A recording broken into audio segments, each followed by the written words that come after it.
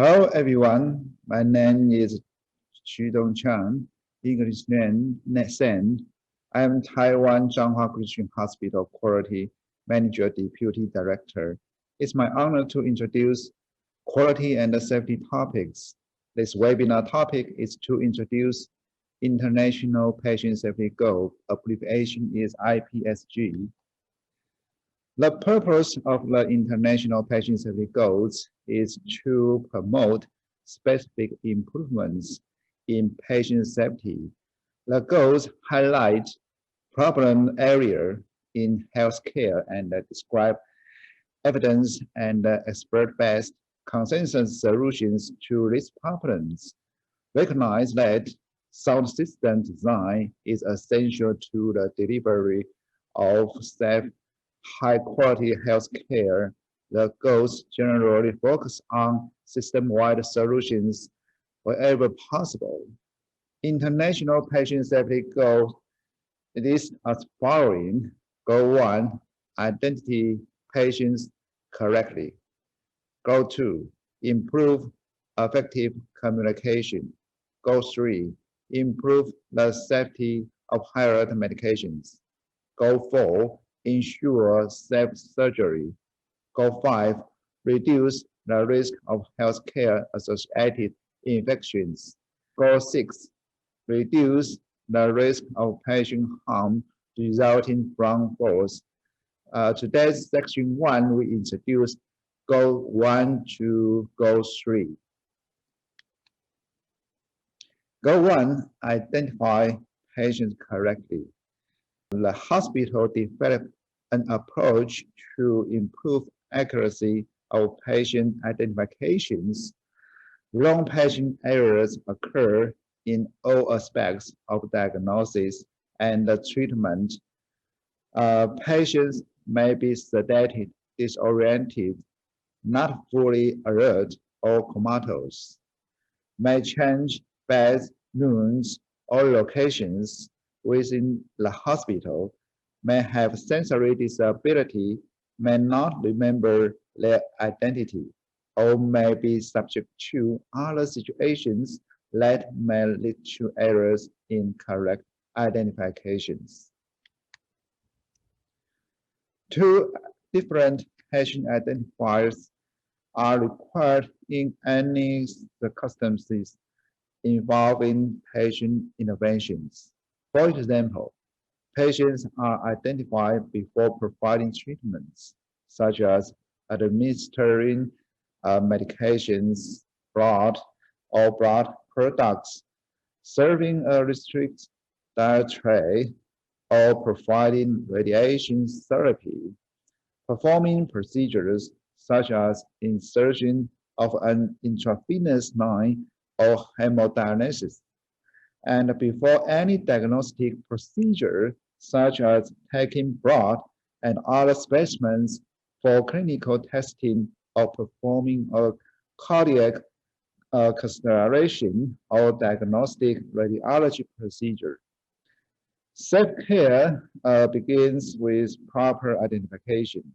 The identification process used throughout the hospital requires at least 2 ways to identify a patient, such as the patient's name, identification number, birthday, a barcode, wristband, or other ways. The patient's room number or location in the hospital cannot be used for identification. The 2 different patient identifiers used may be different in different circumstances. For example, during a verbal patient interaction, the patient identifiers used may consist of patient name and the patient birthday. However, when labeling specimens, reporting diagnostic test results, or determine the unique identifier for the patient's medical record, the patient's name and an identification number may be used. The 2 identifiers used may be consistent with an area. For example, if the patient's name and the date of birth are used in verbal interaction with the patient on the ward. Less than to identify should be used in all verbal interaction with the patient. Similar, if the patient's name and identification number or medical record number are used during the timeout for surgical invasive procedures to label specimen or to report diagnostic tests and the like. These same two identifiers must be used in all similar circumstances. There are special circumstances in hospital may need to develop a specific process for patient identification. For example, when a comatose or confused, disoriented patient arrives with no identification. In the case of a newborn, when the parents have not immediately chosen a name or other examples, the process takes into account the unique needs of the patients, and the staff use the process for patient identification in these special situations to prevent errors.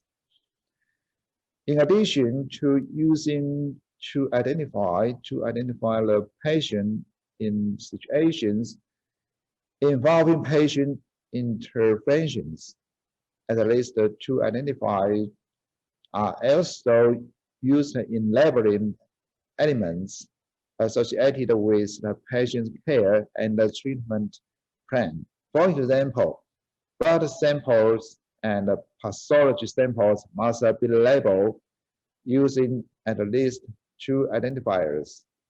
Other examples including identifying the dietary, labeling mother's milk that is expressed and stored for hospitalized infants, and other treatments prepared specially for the patient.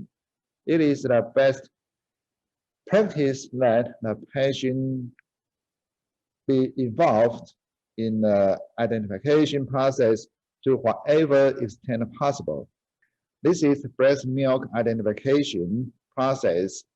From breast milk collection to feeding, we built a QR code scanning system to record newborn baby identification and breast milk information, collection date, milk volume, expiry date to prevent identification errors. Go to improve effective communication. Go to IPSG.2, the hospital developed an approach to improve the effectiveness of verbal and or telephone communication among caregivers. IPSG.2.1, there is a process for reporting critical results of diagnostic tests. IPSG.2.2, the hospital implements a standardized approach to handover communication. Effective communication, which is timely, accurate, complete, unambiguous, and understood by the receiver, reduce errors and results in improved patient safety. Communication can be electronic, verbal, or written.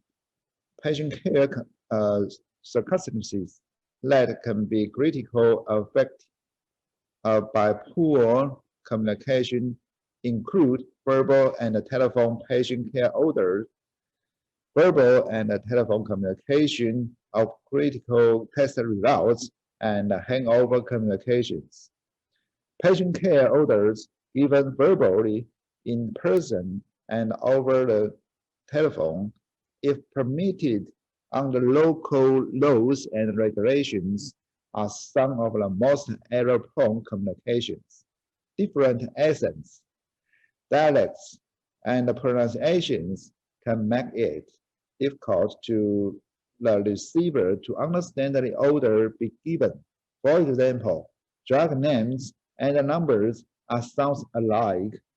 such as erythromycin and erythromycin, or 15 and 50, can affect the accuracy of the order.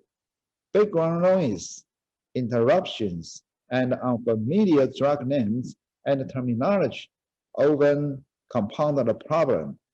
When received, a verbal order must be transcribed as a written order, which adds complexity and risk to the ordering process. The reporting of critical results of diagnostic tests is also a patient safety issue. A critical result is defined as a variance from normal range that represents a pathologic state that a high risk or life-threatening is considered urgent or emergent in nature, and in which immediate medical action is likely necessary to preserve life or prevent a catastrophic occurrence. This is different from an abnormal result, which is defined as a result that is outside of the expected range for a test, but is not an urgent or emergent life-threatening. Critical results may occur in outpatients and inpatients, and in critical care areas and on general ward as well. Diagnostic tests include all tests such as laboratory, image, and cardiac diagnostics. Critical results may also be produced from any diagnostic tests performed at the bedside, such as point-of-care testing, like glucose, cardiac tamponade, abscess, MI, portable image, pneumothorax, and electrocardiogram, STEMI, ST depression with unstable hemodynamics, pulmonary function testing, SpO2 smaller than 90%, pathology, unexpected malignancy. Diagnostic tests that produce defined test results that may indicate a threat to life are different from continuous electronic monitoring, such as cardiac telemetry, continuous EEG monitoring, or phantom monitoring. Continuous electronic monitoring is a clinical assessment tool used to detect changes in patients' condition that may identify a threat of life, but is not designed to produce defined critical results. This is our hospital categorization of notification levels according to the impact on patient safety. You can see the notification level: red alert, diagnostic tests, lab potassium, natrium, glucose, blood gas, HCO3, troponin I, image, pneumothorax, tumor, MI, response turnaround time. We define 60 minutes, and time for call out 30 minutes, and we have a note under the table to present the response turnaround time meanings is time interval from releasing a report to completion of clinical management, and time for call out, allowable time intervals to initiate call out after releasing reports and before the limit of clinical response turnaround time. Notification level: orange alert, diagnostic tests. Laboratories, blood gas, PO2, PCO2, ammonia, CPK, image, GI bleeding, response turnaround time, 12 hours, time for call out, 12 hours, yellow alert, diagnostic tests, lab, total protein, uric acid, and maternal serum prenatal screen, pathology, unspec malignancy. Response turnaround time 24 hours, time for call out 24 hours. So, and we have a diagnostic test notification and the methods of notification and a receiver. Methods of notification, a message from mobile phone system, call out. Receivers, message from mobile phone system, ordering physicians, attending physicians, and on-duty physicians. Call out, ordering physicians, or attending physicians, or on-duty physicians, or outpatient customer service office. A formal reporting system is used throughout the hospital and clear identify how critical results of diagnostic tests are communicated to healthcare practitioner and how the information is documented. The objective is to provide the critical results in an established time frame so that the responsible licensed healthcare provider can evaluate its significance in light of patients' clinical situations. We also have a topic about improve effective communication, handover communication. Standardized critical content is communicated between healthcare practitioners during handover of patient care. Standardized form, tools, or methods that support a consistent and complete handover process are utilized. Standardized forms, tools, or methods support a consistent and complete handover process. The content of handover communication and the form, tool, or method used are standardized for the type of handover. The handover process may be different for different type of handovers within the hospital. For example, handover of patient care for the emergency department to medical ward may require a different process or different content than handover for the operating room to the intensive care unit.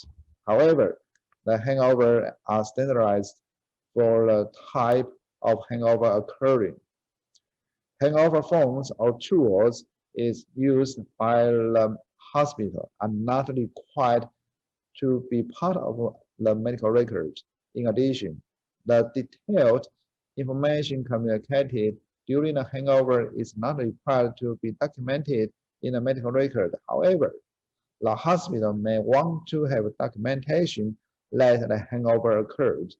For example, the healthcare practitioner would record that he or she completes the handover and to whom he or she transferred. Responsibility for care and then sign, date, and time the entry. Data from the first events resulting from handover communications are tracked and used to identify ways in which handover can be improved, and improvements are implemented. Breakdown in communication can occur during any handover of patient care and can result in adverse events. Interruption and other distractions from unit activities can inhibit clear communications of important patient information. Standardized critical content for communication between the patient family, caregiver, and a healthcare practitioner can significantly improve the outcomes related to handover of patient care. Handover communications can also be referred as handoff communication. Handover of patient care in a hospital occur between healthcare practitioner, for example, physician to physician, physician to nurse, nurse to nurse, and so on. Between different level of care in the same hospital, for example, when a patient is moved from an intensive care unit to a medical unit, or from an emergency department to the operating room, from inpatient units to diagnostic or other treatment department, such as radiology or physical therapy, between staff and patient families, such as at discharge. Handover communication example, SBAR, a method used for patient information exchange, transfers, and requests for assistance between clinical staff in all settings, as below. S, situation, patient condition, or process, reason for admission, contact information, urge, current attending or residents. B, background, patient history or specific medication, status of advanced directives, code status, relevant medical history, lab abnormals, this shift, and pending or to do next shift, test procedures, current shift and anticipated, current problems, medical and nursing. A, assessment, TPR, critical lab data, specific tubing device, treatment, and condition required to follow. Vital sign, pain past 24 hours, shift, neural, cardiac, vascular, respiratory, GI, GU, skin, mobility, patient safety issues, current and anticipated, medication concerns and updates. R, recommendation, any problems to be addressed, pending anticipated testing and the procedures, other concerns, current and anticipated family issues, status of current shift goals, problems, anticipated goals, problems, or next shift. Other to do, you have any questions? Patient nurse introduction, joint review of lines, drips, neural check, and so on.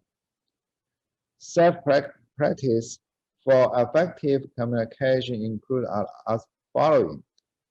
Limit verbal communication of prescription or medication orders to urgent situation in which immediate written or electronic communication is not feasible. For example, verbal order can be disallowed when the prescribed is present and the patient chart is available. Verbal orders can be restricted to situations in which it is difficult or impossible for hard copy or electronic order transmissions, such as during a sterilization procedure. The development of guidelines for requesting and receiving test results on an emergency or state basis. The identification and the definitions of critical tests and the critical values to whom and by whom critical test results are reported and the monitoring compliance. Writing down and entering into a computer the complete order or test result by receiver of the information. The receiver reading back the order or test result and the standard conforming that has been written down and the readback is accurate. Permissible alternatives for when the readback process may not always be possible may be identified, such as in the operating room and in emergency situation, in the emergency department or intensive care unit. Use of standardized critical content for communication between the patient, family, healthcare practitioner, and other involvement in the patient care during handover of patient care. Use of standardized methods, forms, or tools facilitate consistent and complete handover of patient care. Goal 3, improve the safety of high-alert medication. IPSG.1-3, the hospital develops and implements a process to improve the safety of high-alert medications. IPSG.1-3, the hospital develops and implements a process to improve the safety of looks like, sounds alike medications. IPSG 3.2, the hospital develops and implements a process to manage the safe use of concentrated electrolytes. The hospital develops and implements a process to manage a safe use of concentrated electrolytes when medications are part of the patient treatment plan. Appropriate management is critical to ensuring patient safety. Any medication, even those that can be purchased without a prescription, if used improperly, can cause injury. However, high-alert medications cause harm that is likely to be more serious when they are given in error, which can lead to increased patient suffering and potentially additional costs associated with care for these patients. The Institute for Safe Medication Practice, ISMP, defines high-alert medication as drugs that bear a heightened risk of causing significant patient harm when they are used in error. Although mistakes may or may not be more common with these drugs, the consequences of an error are clear, more devastating to patients.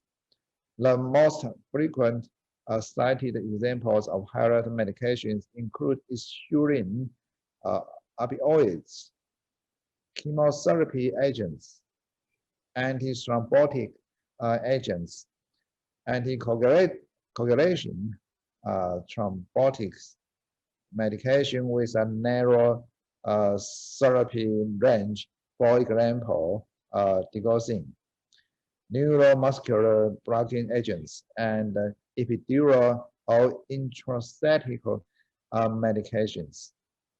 An example of a recent high-alert medication best practice identified by ISMP related to the dispensing of vincristine and other vinca alkaloids in a mini bag of a compatible solution and not in a syringe. A significant adverse event resulting in severe neurologic damage and organ death has occurred from the inadvertent administration of alkaloid and intracetic route. In organizations in which alkaloids are dispensed in a mini bag, there have been no reported cases of accidental administration of a alkaloid by the intracetic route. The best practice is supported by the Joint Commission, the World Healthcare Organizations, WHO, the American Society of Clinical Oncology, ASCO, the Oncology Nursing Society, ONS, and the National Comprehensive Cancer Network. Examples of lists of high-rate medications are available from organizations such as ISMP and the WHO. For self-management, the hospital needed to develop its own list of high-rate medication based on its unique utilization patterns of medications and its own internal data about near miss or cross-code medication errors and sentinel events, as well as safety issues published in professional literature. The list includes medication identified as high risk for adverse outcomes. Information from the literature and the Ministry of Health may also be used in helping to identify which medication should be included. This is recommendation that this list be updated at least annually. If there are additions or changes to hospital service, patient population, or new medications added to the hospital, formulary that are considered high risk, then the list may need to be updated on a temporary basis. Looks alike, sounds alike, lots of names are medicine names that look or sound the same as other medicine names when written or spoken. Looks alike medicine package refers to medicine containers or primary package that looks like that of another medicine. Medication at risk for loss of confusion or similar product package may lead to potential harmful medication errors. There are many medication names that sound or looks like other medications. For example, dopamine or dobutamine, Lanac or Lantec, naloxone or lalosine, protamine or protonix. Confusion names is a common cause of medication errors throughout the world. Contributing to this confusion are incomplete knowledge of drug names, newly available products, similar package or labeling, similar clinical use, and illegible prescription or misunderstanding during issue of verbal orders. The list of high-rate medication must be up to date, known by clinical staff, and accompanied by robust, well-developed risk reduction strategy that decrease the risk of errors and minimize net harm. Strategy need to be applicable in various settings and sustainable over time. Many of these strategies should also be considered for use with other medications. Example of strategy may include the following: standardizing process associated with ordering, storage, preparation, and administration of these medications, improving access to information about these drugs, limit access to high-risk medication, use additional label and automatic alerts, applying redundancy. A collaborative process is used to develop policy and procedures that address the location, labeling, and storage of concentrated electrolytes. Concentrated electrolytes are not present in patient care units unless clinical necessary. Identify patient care units where concentrated electrolytes are necessary in their concentrated form. Actions are taken to prevent inadvertent administrations in areas where policy permits concentrated electrolytes. Remove concentrated electrolytes from patient care units, including but not limited to the following: potassium chloride, potassium phosphate, sodium chloride greater than 0.9%. Hospital need to institute risk management strategy to minimize adverse events with loss of medications and enhance patient safety. A frequent cited medication safety issue is the incorrect or unintentional administration of concentrated electrolytes. For example, potassium chloride, potassium phosphate, sodium chloride, magnesium sulfate. The literature has identified several instances of this as a result of the first administration of a concentrated electrolyte in his concentrated form. The most effective means to reduce or to eliminate these circumstances is to develop a process for managing concentrated electrolyte that include removing them from the patient care units to the pharmacy. Vital of concentrated form of electrolyte that require dilution before IV administration should not be available as unit stock on any patient care units, including in operating room anesthesia stock, as much as is possible given the pharmacy capabilities, and should not be dispensed in their concentrated form to patient care units for individual patients.